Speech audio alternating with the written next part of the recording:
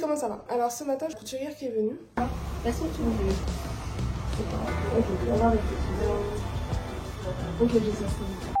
Donc ce qu'on va faire, c'est que je vais aller prendre mon petit déjeuner et ensuite on va décoller pour Grand Popo. Je suis sûrement allée à Grand Popo il y a très longtemps, je me souviens absolument pas. Donc on va redécouvrir cela et ça donne ça. J'ai super faim.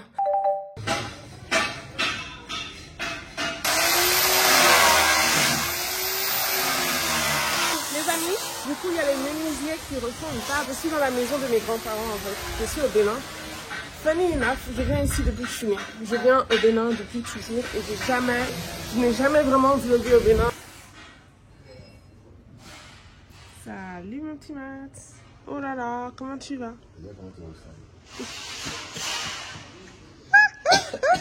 Bon, du coup, je vous ai pas trop dit, mais quand on est au Bénin, on est en famille. C'est la maison familiale, là on est chez mes grands-parents. On est chez mes grands-parents qui sont malheureusement décédés.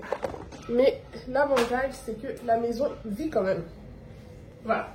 Je vais faire des omelettes. Du coup, je vais faire 6 œufs. Comme ça, si mon cousin il veut prendre, si mon frère il veut prendre, si je veux, je vais prendre.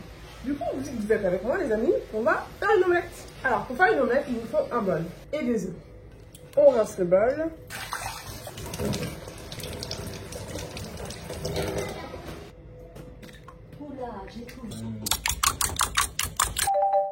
Très connu pour avoir beaucoup de taxis moto. Donc en fait, ils ont tous un t-shirt jaune.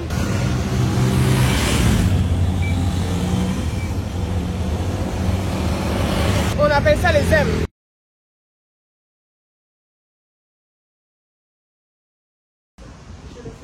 Ouais, on a pris un petit verre. Du coup, on marche un peu sur la plage.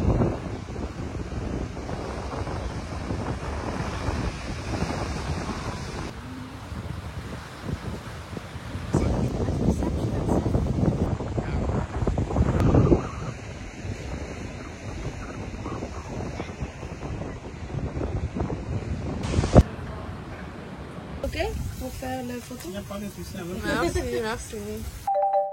Hello tout le monde. Aujourd'hui nous sommes à Grand Popo. On a fait des choses déjà très intéressantes. On a vu les tortues, vous allez voir. On a vu aussi le Zambeta qui est vraiment le chef du village de Grand Popo. Vos familles se portent à merveille. Merci, très bien. En fait, aujourd'hui, c'est pas un jour de spectacle, mais c'est juste parce qu'il y a un décès du village et celui qui est décédé, c'est un sage du village. Et il fait partie de leur communauté et donc ils doivent aller se déplacer, aller accueillir le corps. Et selon la tradition, si on a des voilà, il y a des jetons, quelque chose juste pour le cola, l'alcool. La base. La base. On n'a rien sans rien. Il faut que ça soit visible pour que tout le monde puisse voir. Voilà, et puis après, ils vont prendre cela, acheter des colas, acheter de l'alcool et faire des Zambeta intervient toujours pour faire la paix. Pourquoi lui a 3 statues et l'autre a une ouais, bien sûr. En fait, toute vérité n'est pas bonne à dire. Il faut écouter, il faut voir, mais il faut savoir dire. Zan, ça veut dire la nuit. Voilà. Et Beta, c'est la personne de la nuit. Ah, c'est enfant.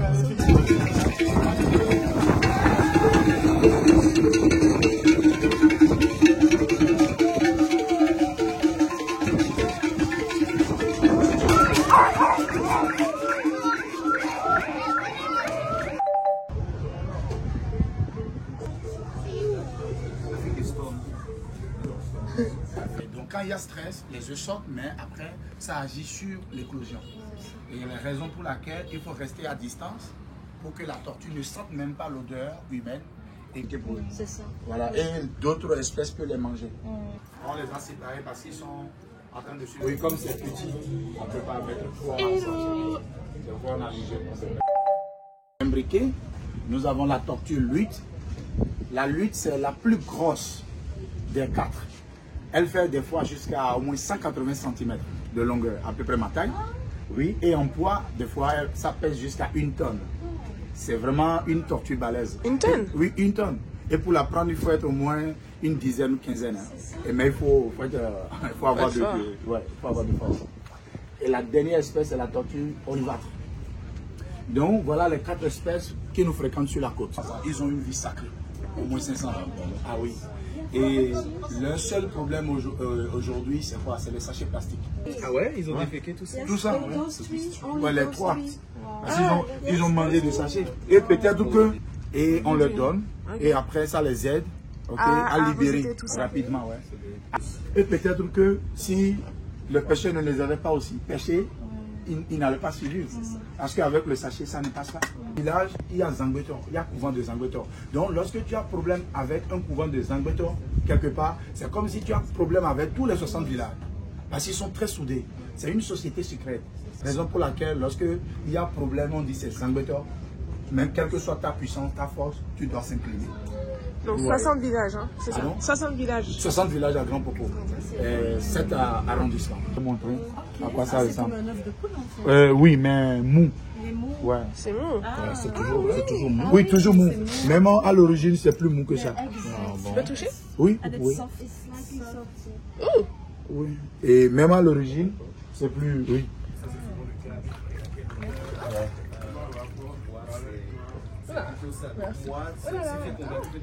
On a mis des gilets de sauvetage, ça me rappelle le Sénégal. Monsieur nous parle des joncs, c'est pour faire des nappes, je ne sais pas si vous connaissez les nappes un peu béninoises, donc je vais vous montrer après. Du coup, c'est ici qu'ils les plantent et après on les prend et on fait sécher. Nous sommes dans les mangroves.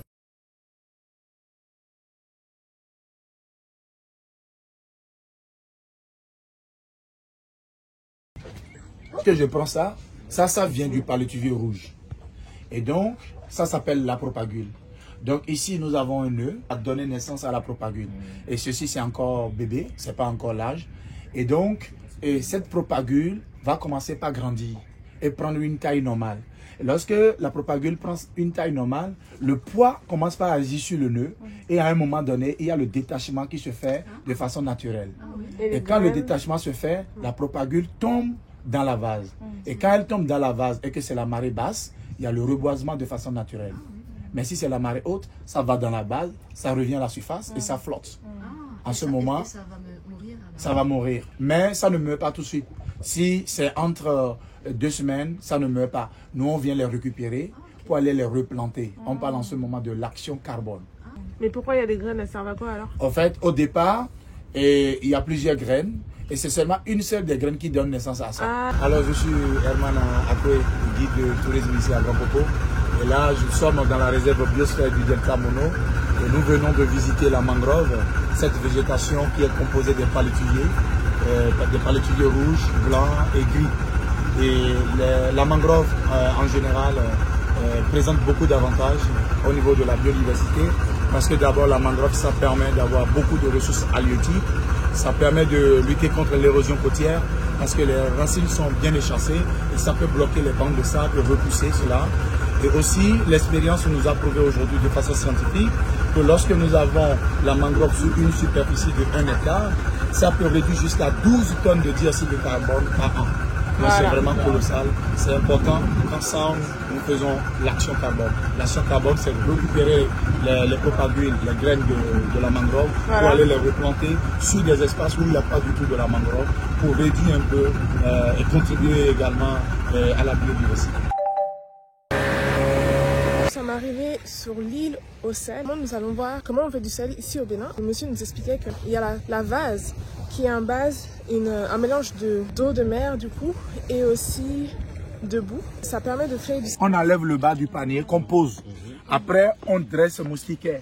Maintenant, on prend la matière première qu'on met. La vase. Qu'on met. Et après, on ajoute de l'eau. Une fois ajouté de l'eau, on essaie de remuer avec les 2 mains le sable avec l'eau pendant au moins 5 bonnes minutes. Après, on pose une bassine en bas et on observe pendant 20 minutes. L'eau commence par, voilà, pour aller en bas. Et donc, les cristaux se dissolvent dans l'eau. Et après, l'eau coule et ça va dans la bassine. À la fin, on doit tester l'eau pour voir si c'est bien salé. Donc, les femmes, elles ont porté le choix sur les amandes de noix de palme. Donc, elles prennent les noix de palme, elles vont casser, ça flotte comme la mer morte. Ça montre que l'eau, elle est bien salée. Donc, c'est cette eau, elles appellent la saumure. C'est leur technique traditionnelle. Maintenant, lorsque les amandes de noix de palme ne flottent pas et que ça coule, donc ici c'est les amandes de noix de palme. Quand je mets dedans, vous allez voir la réaction, ça flotte. Donc si ça flotte, ça veut dire que c'est bien salé. C'est bien salé. C'est ça qu'on appelle la saumure. Il faut reprendre l'expérience. Rempli de cette saumure, et avec 100 litres d'eau, en 2h30, elles arrivent à récolter 23 ou 24 kg de sel. Ah, oui. Et c'est le sel iodé. Ouais. Ça évite d'avoir la thyroïde. Et les mal au niveau des articulations, ça corrige tout ça. Et c'est différent du sel qu'on voit souvent au resto. Le sel très fin là, qui n'a même pas de goût là, ouais, ça c'est pas bon. Là, ça c'est industriel, c'est pas... Mais ce sel là, vous n'avez pas besoin de saler trop le repas, hein, juste un peu, c'est déjà bon. Donc c'est là qu'on met midi 30 minutes. Allô? C'est avec une calebasse, elles ont l'habitude de faire. Maintenant, elles récupèrent la surface comme ça. Ah oui. Ça, c'est les cumes. Et les cumes, c'est les déchets qui sont cachés dans l'eau. Donc, l'eau à l'évaporation rejette les cumes. Donc, elles collectent ça comme ça et elles mettent les cumes là de côté. Maintenant, le cume là, elles ne jettent pas. Si tu veux construire une maison d'abord dans le trou avant de poser le bois, ça chasse les termites. Et la maison peut rester 50 ans, toujours solide. Oui, maintenant, avant, il n'y a pas de frigo, il n'y a pas de réfrigérateur, tout. C'est avec le sel, on faisait la conservation de poissons. Maintenant, lorsqu'il y a des décès ici, dans ces zones-là, non, c'est à la maison. Ils conservent le corps. Donc, ils donnent quelques gorgées de cume et après, ils passent le cume là sur le corps. Le monsieur explique qu'en fait, avec l'écume, ça remplace la formol qui est apparemment utilisée pour garder le corps des personnes qui sont décédées. Mais donc là, c'est une version bio et beaucoup moins chère. Voilà, et moins chimique. Donc le monsieur nous a expliqué la production du sel. Donc il y a de l'écume, il vous a bien expliqué, et ensuite le sel il va sortir, je vous montre aussi juste après. Moi ce qui me plaît c'est le four, trop stylé, il est fait en terre cuite, je vous montre. Donc ça c'est l'écume, la fumée, la petite mousse blanche, et donc voilà le sel. Et quand tu testes le sel et que tu vois que c'est salé, qu'après tu n'as pas ce goût doux, ça veut dire qu'il n'y a pas de l'iode dedans. Et c'est pas bon. Quand tu viens au marché, tu n'as pas le temps. Tu goûtes le haut et tu dis que c'est bon. Alors qu'en bas, et ce qui est en bas n'est pas la même qualité que ce qui est en bas. C'est bon en limite, j'aime bien. Ouais, c'est bon. Ça s'adoucit en fait. C'est bon en effet. Il y a trop de bêtises dedans. Ouais. Quand tu ne connais pas, tu tombes dedans. Donc c'est salé et doux. Et ça c'est des cocos râpés. C'est pas venu. Merci. Mais on connaît ces secrets, n'est-ce pas? Et elles font ceci à 2000. Moi je construis. Regardez. Ça les petits cas. Je pense qu'elles viennent se battre avec. Mais quand elles sont en ambiance, c'est avec ça qu'on fait typiquement les nattes. Papy en avait. Ouais. Ils ont l'eau. Ils ont, ça veut dire you are welcome. Comme ça. Ok. Vous voyez comment c'est ici, mais ça commence par avoir des racines. Oui, les racines, c'est ça. Oui, ça doit servir certainement de quelque chose pour eux. À Grand Popo, ici c'est Grand Popo, on parle de Rola. Et quand on va à Porto Novo, qui est la capitale de Cotonou, on parle le gant. On parle le goût. Le goût, voilà. On parle le goût à Porto Novo. Gombe. Et il y a les moutons qui ne nous lâchent pas. Vraiment. Wesh.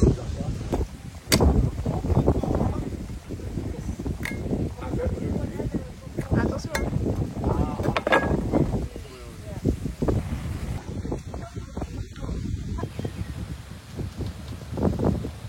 On a repris le bateau et on est arrivé à l'embouchure. Donc l'embouchure, c'est quoi exactement? L'embouchure, c'est lorsque la rivière se jette dans l'océan. Et voilà, nous sommes là. Et le monsieur nous expliquait qu'il y avait un autre bras qui allait directement en fait à Ouida. Donc Ouida, c'est une ville du Bénin. Donc voilà, là nous sommes à l'embouchure, tout droit l'océan Atlantique. Un peu plus bas, la rivière qui s'appelle Mono. Donc Mono, ça veut dire singe. Apparemment, quand les Espagnols sont venus chez nous, au Bénin, ils ont trouvé énormément de singes ici. Ils ont appelé du coup ce fleuve le fleuve Mono, singe. Dedans, on verra que les lacs vont être plus hauts.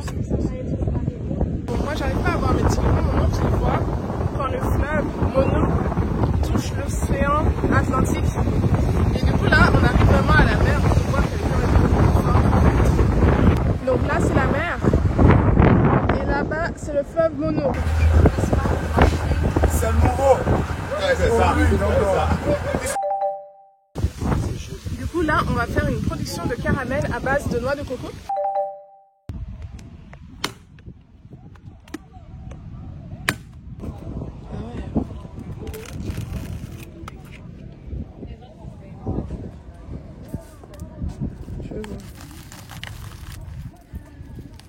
Ok, d'accord. Et c'est ça là qu'on va râper.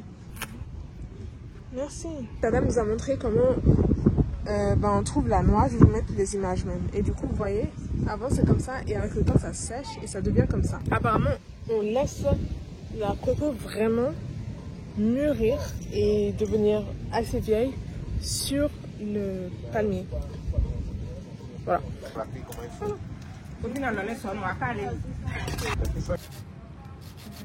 Une fois les cocos cueillis,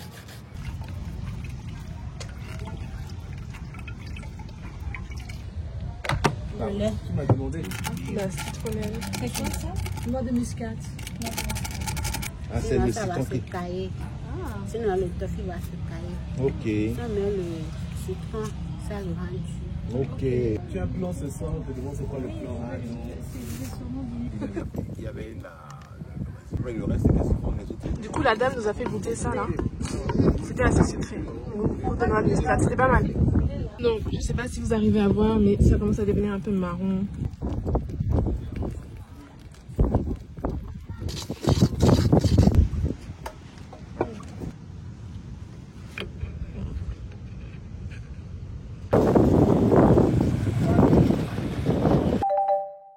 C'est le vert foncé qu'on avait vu. Oui. Le jonc. ils sèchent ça au soleil. Et quand ça devient sec, les bonnes dames prennent pour pouvoir faire.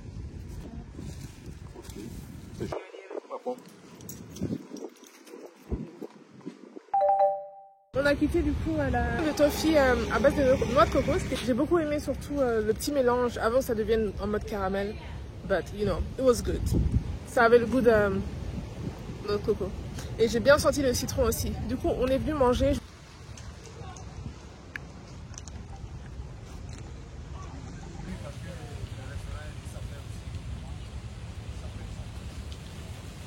Bon, peut-être c'est moi qui trip. Peut-être parce que moi, c'est chéri, ça vaut pas le prix. On a beaucoup apprécié. It was very nice. Merci beaucoup. Merci à vous. C'était super. Merci. Oui. On reste en contact. À la prochaine. Merci à la prochaine. Au revoir. Au revoir. Merci. Merci. It was very nice. He was a very good guide, yeah.